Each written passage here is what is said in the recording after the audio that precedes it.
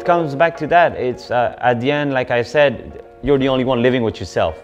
And don't wait for, you know, luck to happen. You create it, you go for it. And you have to tune with your sort of vibration. The day I still remember the feeling, you know, kan nam kapong buying like invent my name like as FONKi, like as long as I draw, I'll be happy. Never thought I would make a living out of graffiti, mural. So it's a mix of self-thoughts and a mix of going to school to be introduced to some techniques. But at the end, it's everything happened outside of school, let's say, yeah.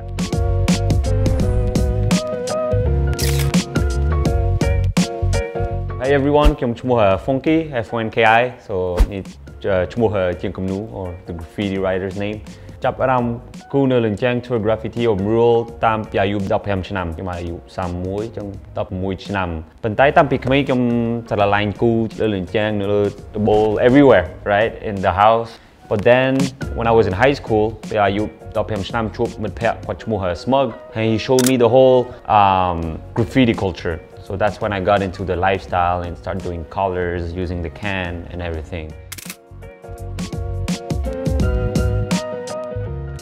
So my dad's been taking pictures of everyday life for like more than, you know, so I always grew up with his pictures or going with him, taking pictures of people. I've been highly influenced by his picture. So the process was the idea, the story. When I see a picture, I know if I want to paint it or not. So I think, and then I realized, oh, art is a way to break sort of that intergenerational silence and create a dialogue.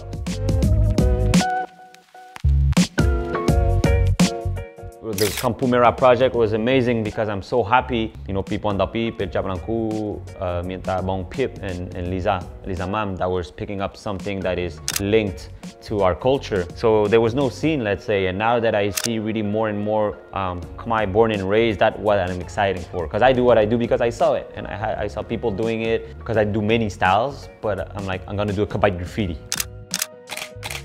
Which character? So I started doing research, and then I found Krong Rip from the Rimke and see what the new generation is coming up with, something that is so old. A tribute to my Khmer culture and a tribute to my graffiti culture. And the whole narrative, it's a mix where Krong Rip, usually by doing research, I saw, okay, he's the king of the demons, he's the bad guy. I wanted to change the narrative where there's also Prehrim, sort of the values of our Khmer civilization coming from India and then, you know, influencing the whole region. The Kabite is like merging and going around the Krong Rip, but it doesn't feel like they're fighting, they're together.